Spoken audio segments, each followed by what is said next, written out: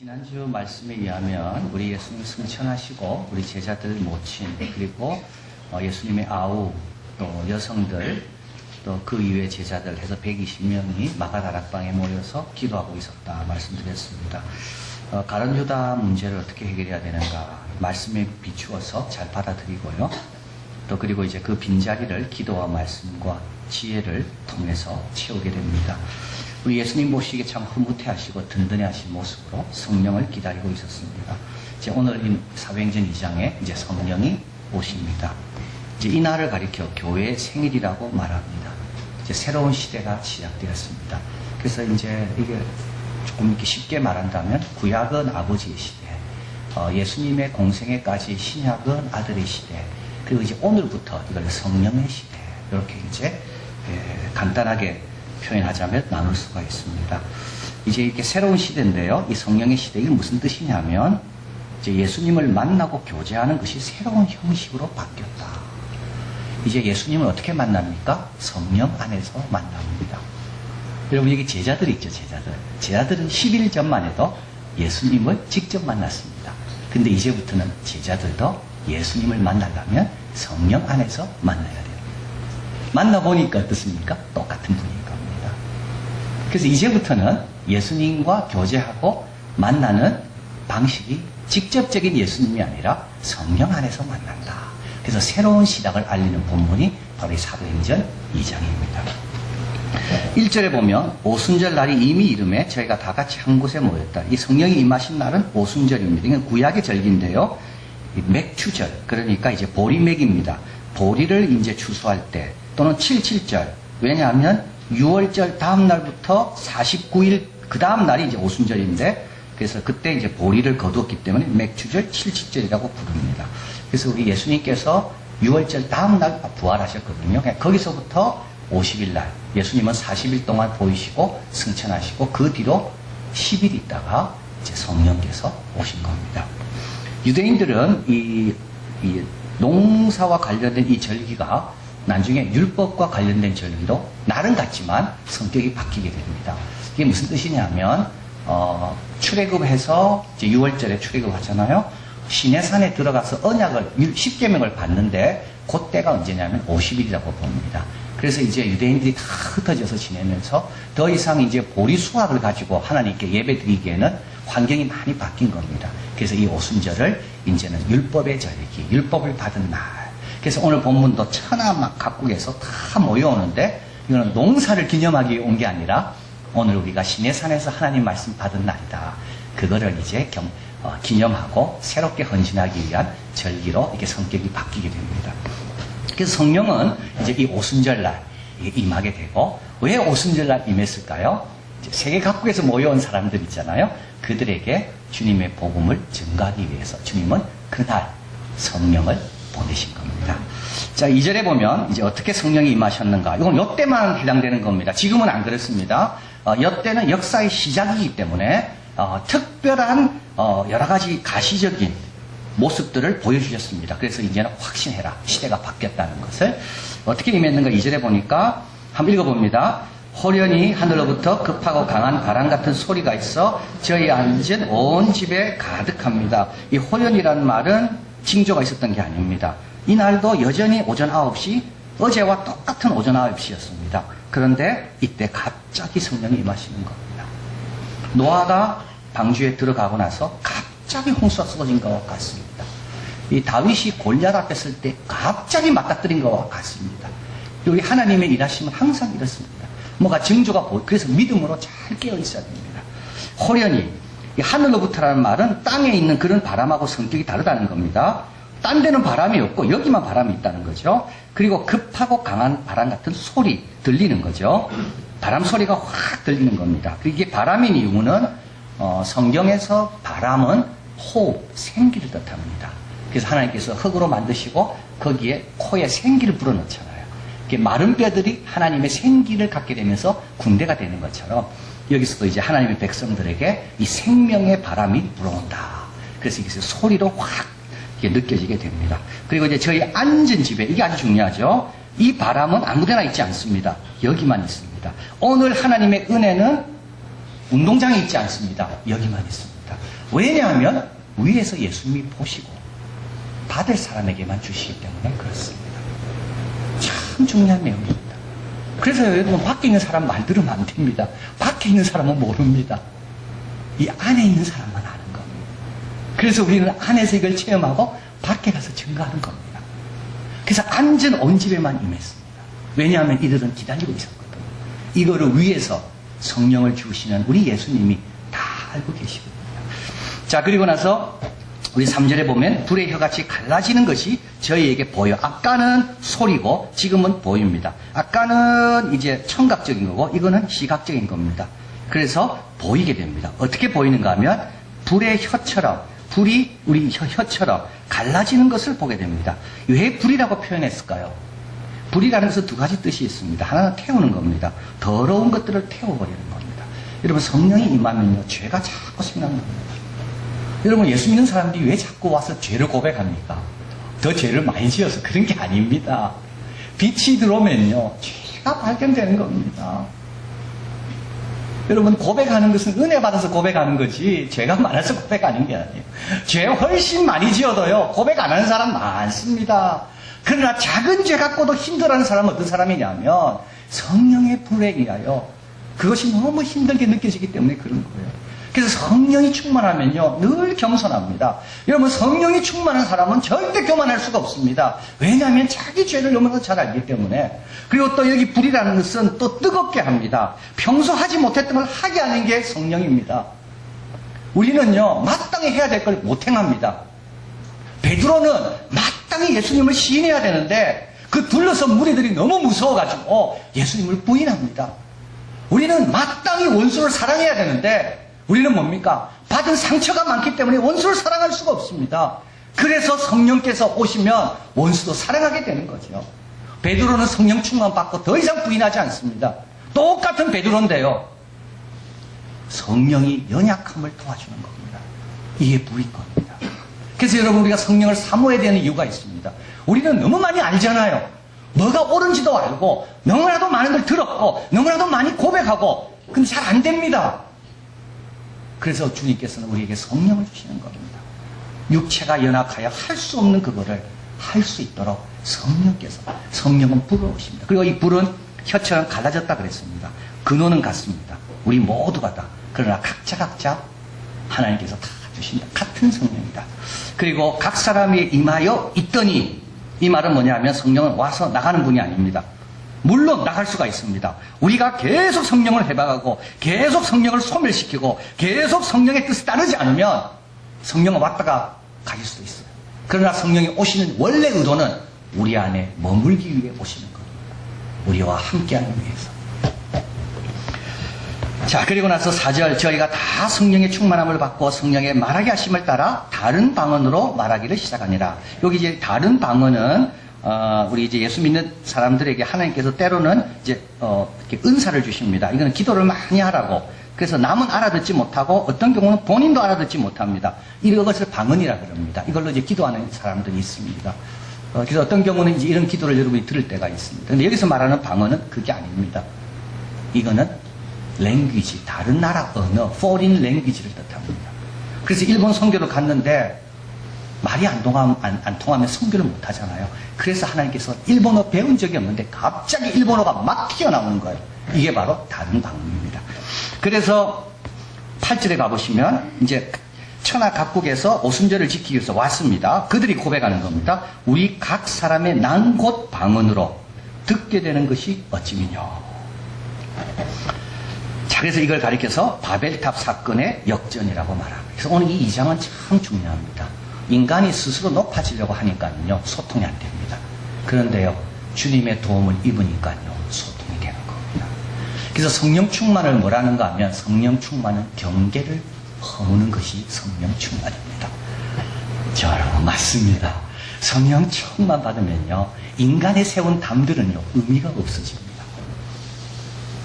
성령 충만 받으면요 일본과 우리의 역사적인 그런 참 안 좋은 관계들이요 다 극복됩니다. 일본 영혼들을 하나님의 관점으로 바라봅니다.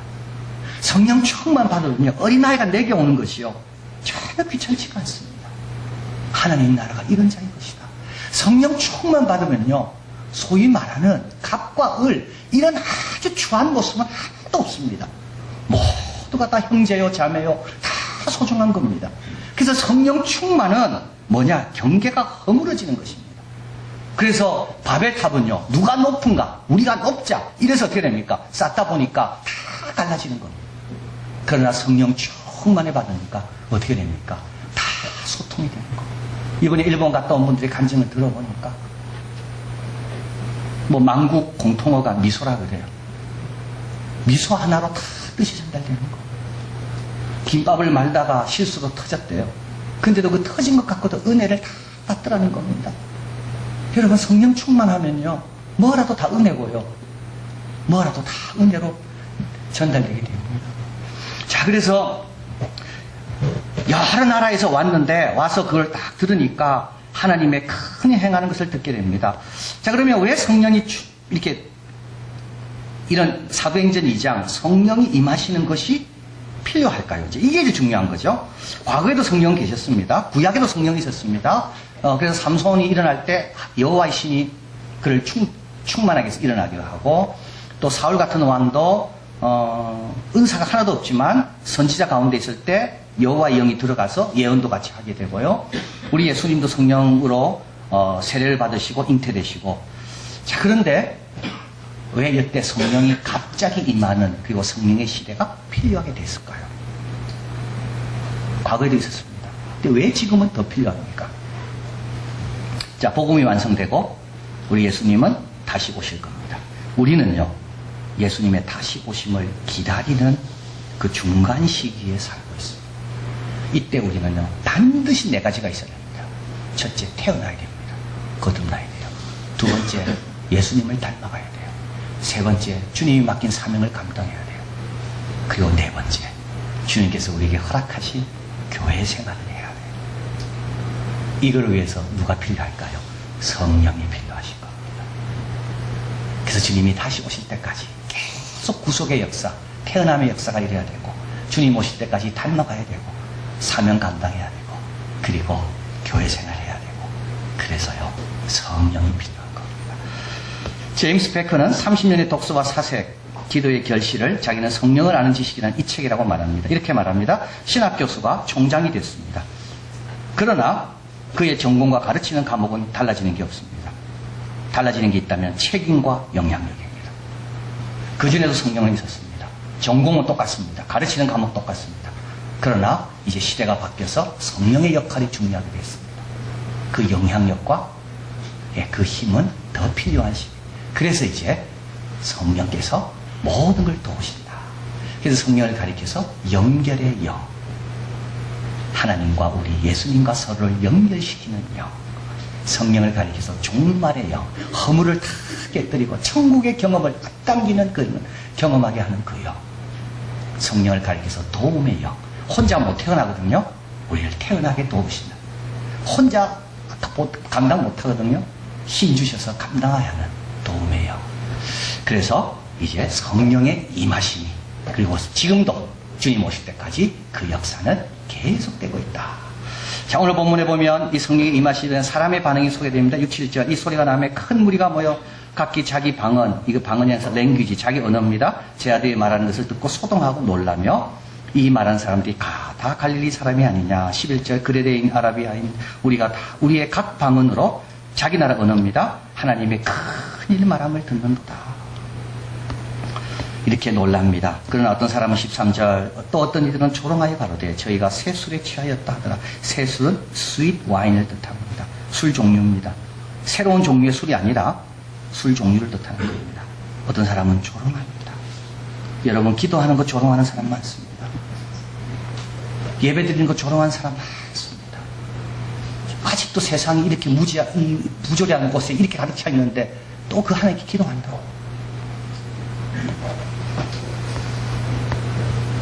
우리 예수님 때도 그랬습니다. 느헤미야 때도 그랬습니다. 성벽을 만들 때 많은 사람이 조롱했습니다. 저렇게 기술자 없이 성벽 만들어가 여우가 올라가도 무너진다. 그런데요, 성벽을 만들고 난 다음에 온 백성들이 올라가 성 위에서 하나님께 예배드리는데 하나도 안 무너집니다. 자, 오늘 본문에 보면 9절에서 11절입니다. 우리는 바데인, 메데인, 엘라민, 메소포타, 천하 각국에서 이제 모여온 거죠. 다 흩어진 디아스포라 유대인입니다. 갑바도기아, 본도, 아시아. 제가 밑줄 쳐놨습니다. 그 다음에 쭉 내려오면 로마 있죠? 밑줄 쳐놨죠? 그레데가 나오죠? 밑줄 쳐놨습니다. 왜 밑줄을 쳤는가 하면 이곳들은 사도 중에 누구도 가서 교회를 세운 적이 없습니다. 그런데 그곳에 교회가 서 있습니다. 이때 왔던 사람들이 복음을 들고 간 겁니다. 여러분 꼭 기억하십시오. 하나님의 하시는 일을 조롱하면요, 나는 변화가 하나 없습니다. 그러나 그 말씀에 귀를 기울이기 시작하면요, 나는 어제와 다른 내가 됩니다. 로마 누가 세웠을까요? 로마의 교회를 이들이 가서 세운 겁니다. 그레데가 나옵니다. 그레데 섬입니다. 키프리스 있는 섬입니다. 거기에 교회를 누가 세웠습니까? 이때 왔던 사람이 복음을 받아들이고 돌아가서 세운 겁니다. 이게 디도서입니다. 디도를 보냅니다. 왜냐하면 거기에 장로를 세워야 되는데 디도가 가서 도우라고. 디도가 세운 것도 아니고 사도 바울이 세운 것도 아니고. 자, 그리고 빌립보 사도행전 2장 41절 읽어봅니다. 그 말을 받은 사람들은 세례를 받음에 이날의 제자의 수가 3,000이나 더하더라. 하나님의 역사는 계속되고 있습니다. 이 사람들은 바뀐 거예요. 조롱하는 사람은 여전히 밖에 있습니다. 이 사람들은요, 하나님 나라 안에 들어온 겁니다. 일본 선교 간증을 들으면서 성령께서 역사하심을 볼 수 있었습니다. 우리 나라 팀이죠. 마지막 연습을 하고 서로 손을 잡고 간절히 기도할 때 각 사람 위에 성령이 충만하게 임함을 느꼈다고 그럽니다. 그건 한 분만 쓴 게 아닙니다. 여러분이 다 같이 썼습니다. 그때 막 눈물이 나고 주님께서 위로하시고 잘했다고 괜찮다고 그 말씀이 들리는 것 같았다고 쓰고 있습니다. 사이조 오카야마 주일날 전도했습니다. 비가 오는데도 이들이 올까 안 올까 했는데 비가 오는데도 사람들이 우리 전도를 듣고 온 사람이 있었다는 겁니다. 2명 있었습니다. 오카야마, 저는 이걸 보면서요, 2명이 누굴까 체크를 해봐야 되겠어요. 이 사람이 원래 교인인가 세가족인가. 근데 이걸 보면서요, 여러분, 복음서가 왜 4개가 필요한지 알았습니다. 왜 마테마 안 되고 마테마가 누가 요한이 다 있어야 되는지. 오카야마를 갔다 온 분이 한 분만 적어도 되지만 오카야마 갔다 온 5분이 왜 다 적어야 되는지 내용이 다 다릅니다. 똑같은 걸 먹고 똑같은 걸 보고 똑같은 결과를 경험했지만은 하나님께서 깨닫게 하시는 게 다릅니다. 어떤 분은요, 2분이 옹을 이렇게 쓰고 있습니다. 2분이 왔다. 대단한 겁니다. 어떤 분은요, 한 분은 미리 왔고 다른 분은 비가 오는데 밖에 있다가 선교사님 가서 데리고 들어왔다. 어떤 분은요, 한 분은 의과대학생이고 한 분은 간호사였다. 여러분 다 봐야 됩니다. 그래서 마태, 마가, 누가, 요한을 다 봐야지 온전히 하나님의 뜻을 아는 겁니다. 그리고 복음서는 정기가 아닙니다. 만약에 우리가 오카야마 팀이 뭘 했는지 알고 싶으면요, 아침 몇 시 기상, 며칠 아침, 점심, 저녁, 우리는 그걸 알고 싶은 게 아니죠. 아침 먹을 때 이분들이 뭘 느꼈을까? 점심 때 하나님께서 어떻게 역사하셨는가? 이게 바로 복음서입니다. 그래서 주님께서는 마태, 마가, 누가, 요한을 적게 하셨구나. 기타 큐슈 팀입니다. 참 도착해서 찬양 연습을 할 때 하나님이 일본의 마음을 느껴서 다 울었다 그랬습니다. 마지막 날 야곱의 축복을 각자 언어로 불렀다 그래요. 서로 축복하면서. 근데 주체할 수 없는 눈물이 흘렀대요. 그래서 쓰고 있습니다. 예수님이 공통어구나. 여러분, 땅끝까지 내 증인이 되라 비웃었습니다. 그런데요, 주님께서 말하게 하시니까요, 땅끝까지 되고요. 또 한 가지, 땅끝 가는 것만 생각했는데 땅끝에 있는 사람이 여기 와 있기도 한 겁니다. 우리 하나님의 방법은요, 우리 생각하고 다릅니다. A인의 팀은 통역으로 온 청년이 있었습니다. 원래 다른 통역자를 놓고 기도했다 그래요. 근데 그 자바가 안 되고 한 형제가 온 겁니다. 그 형제는 일본에 온 지 3개월 됐습니다. 처음에는 자기가 신앙생활 한다고 말도 안 했답니다. 그런데 우리 집사님을 만나서 마음이 열리고 고백하더라는 거예요. 자기 엄마가 신앙을 너무 강조해서 자기는 신앙을 멀리 했다고. 근데 이번을 통해서 신앙을 다시 가져야 되겠다는 마음이 든다고. 자기는 원래 모태신앙이라고. 그리고 참 이 청년은 일본에 와서 일본어로 배우러 왔는데 3개월 동안 일본 사람과 한 번도 대화한 적이 없대요. 그런데 이번에 우리를 통해서 일본 사람들과 막 어울려 대화하면서 그렇게 행복하고 자신감을 얻었다는 겁니다. 여러분, 비가 오는데 밖에 나와 비 맞으면서 기다리는 거요. 그거 하나님의 역사인 겁니다. 거기 가서 눈물 흘리며 찬양하면서 감동하며 기뻐하는 거, 그거 다 하나님의 역사입니다.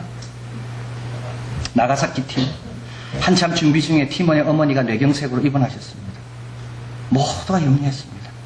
그런데 출발하시기 전에 다 퇴원하시고 고향 집에 모시다 드리고 어버이날 행사 다 하고 기쁨으로 선교지에 갈 수 있었습니다. 베드로는 2장 17절에 말씀합니다. 같이 한번 읽어봅니다. 말세에 내가 내 영으로 모든 육체에 부어주리니 너희 자녀들은 예언할 것이요 너희 젊은이들은 환상을 보고 너희 늙은이들은 꿈을 꾸리라. 우리 하나님은 공평하신 하나님입니다. 우리 하나님은 자녀에게도 예언하게 하시고 젊은이에게도 하게 하시고 늙은이에게도 하게 하십니다. 우리 하나님은 약속하신 대로 먼 데 있는 자든 가까이 있는 자든, 왜냐하면 태어나야 되고 닮아가야 되고 사명 감당해야 되고 교회 생활해야 되기 때문에 주님 오실 때까지 믿음 생활 잘 해야 되기 때문에 이 성령을 주시면 늘 감사하시고 여러분 성령 충만을 사모하시고 겸손하게 회개하면서 기도하면서 복된 삶을 사는 우리가 되길 바랍니다. 사랑하는 하나님, 너무 감사합니다. 참 부족한 저희들을 하나님은 부족하다고 보지 않습니다. 참 우리에게도 어떻게 성령을 충만케 하실까? 그래서 더 평안하며 더 담대하며 더 확신 가운데 더 진리 가운데 주님신 사명을 감당하기를 원하시는 우리 그런 아버지이십니다. 오늘도 이런 우리를 보시며 120명이 모인 곳에 성령이 임하셨던 것처럼 우리 가정, 우리 교회, 내가 무릎 꿇는 그 자리에 주님께서 주목하시고 성령을 부으심을 믿고 늘 겸손하게 주님 중심으로 순종하며 믿고 맡기며 주님 보이신 그 길을 잘 따라가는 우리 모두가 되게 하여 주시옵소서. 서로 막힌 담 우리 힘으로 안 됩니다. 주님을 증거하는 거 내 힘으로 안 됩니다. 이웃 사랑하는 거 내 힘으로 안 됩니다. 그러나 성령께서 도와주시면 가능합니다. 말씀과 기도 늘 붙잡아서 성령의 충만함으로 마땅히 해야 될 것을 잘 행하고 주님 다시 오심을 잘 준비하는 우리 모두가 되게 하여 주시옵소서. 예수 그리스도 이름으로 기도하옵나이다. 아멘.